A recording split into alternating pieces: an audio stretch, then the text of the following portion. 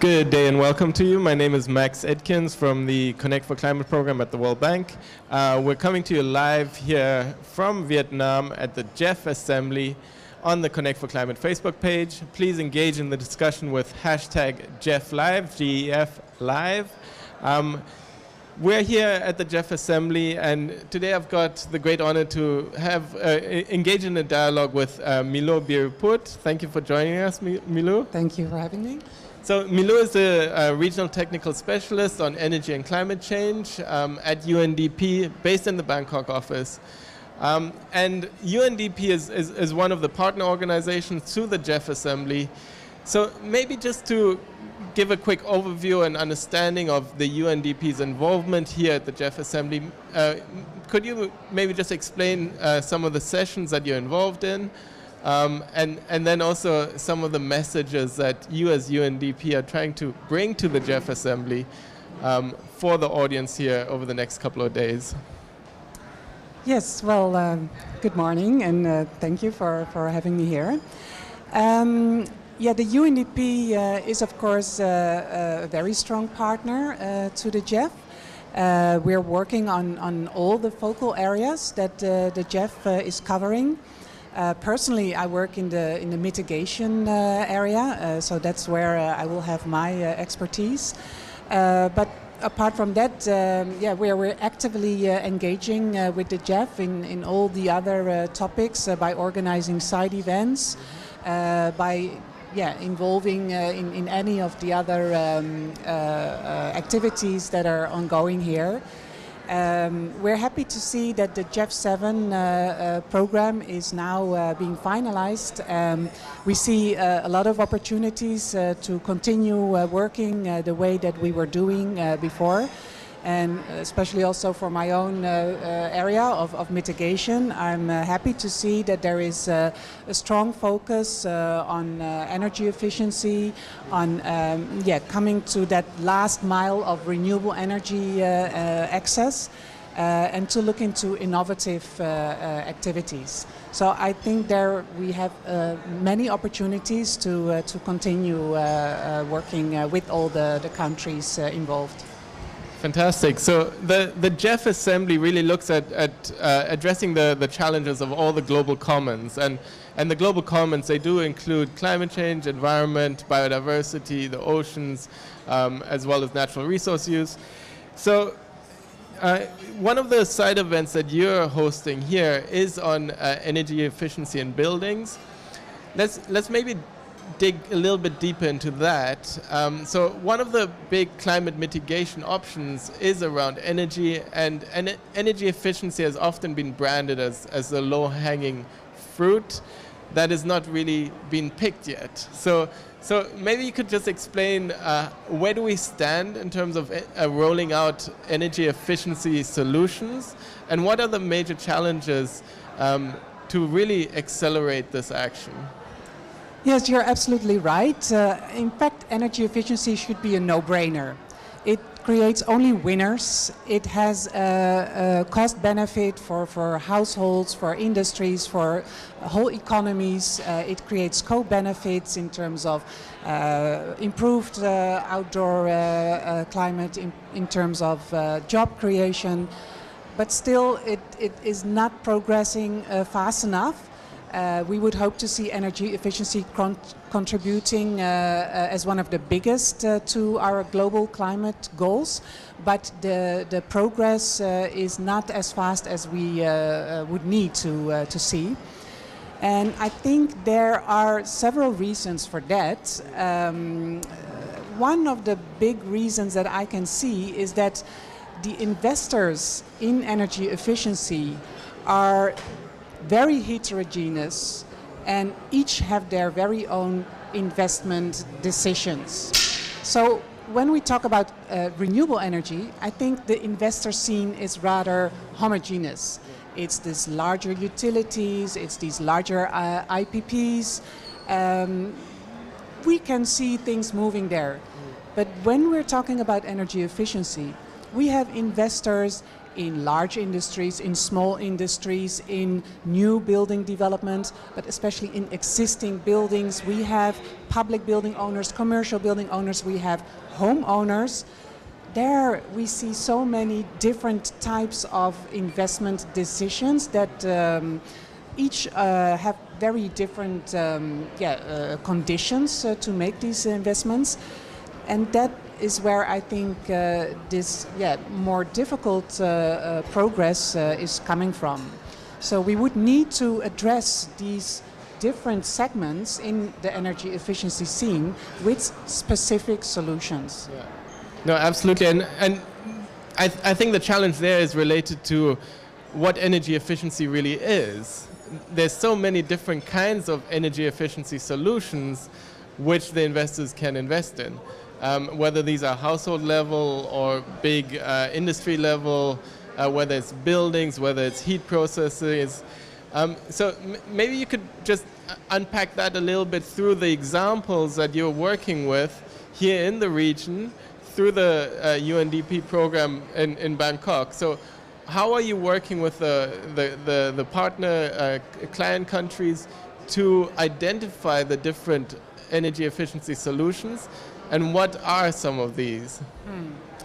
Yeah, so just to maybe give a little bit of background of what UNDP is doing, yesterday I was in a side event where there was representatives of 5 multilateral development banks, and all of them agreed that even though they can develop the most innovative financial solutions, the first thing that needs to be in place is the right policies, the right enabling conditions. And that is where UNDP is working on, trying to create those enabling conditions so that private sector finance can come in after that by itself. So what I just said is there is very different segments in this market. So we need to look into each of those segments with specific enabling conditions.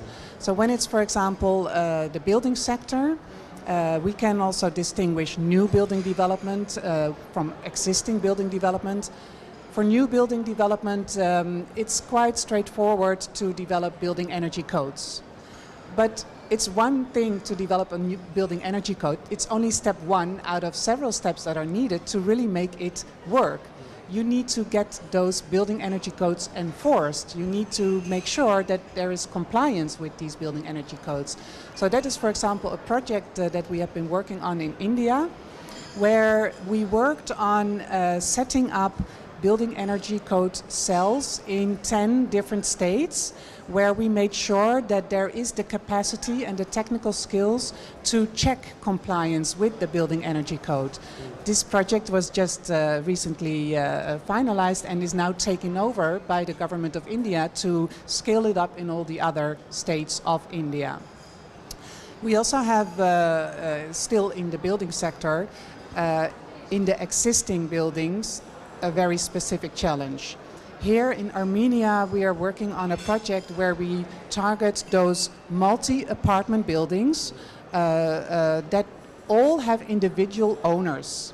Now there we need some very specific enabling conditions. We would need to have regulations about homeowner associations, about how to make decisions on energy efficiency investments in these multi-apartment buildings. For example, if 50% plus one household agrees with the investment, it should be taken. That is the kind of enabling conditions that we're trying to work at in that segment.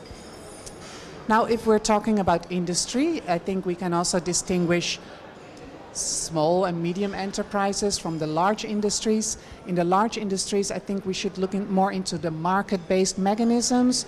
Those industries often have energy as a production factor, so they are aware, but they need to be stimulated with, for example, a performance and achieve and trade mechanism, such as exists in India, which is kind of carbon trading, but based on energy intensity of industries. And for the small and medium-sized enterprises, we may need to put in a bit more support in terms of soft loans with loan guarantees to back them up, because there it is still a little bit more challenging to get those investments coming. Absolutely. So it's a diversified landscape and many different stakeholders, and each energy efficiency solution seems to have its own complex regulation environment and complex stakeholder participation and stakeholder acceptance, which are barriers that we all need to overcome. So looking ahead, how are we going to overcome all these barriers, and how are we going to ensure that energy efficiency is really adopted at an accelerated scale to help address climate change, but also to help deal with urban pollution as well as other related global commons solutions?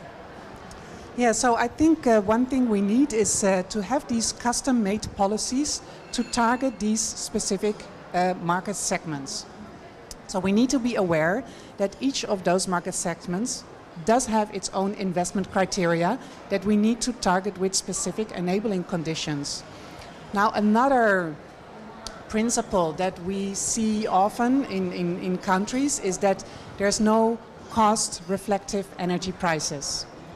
We would also need to have cost-reflective energy prices and remove energy subsidies in order to give energy efficiency that cost-effectiveness that it will have if we have those cost-reflective energy prices.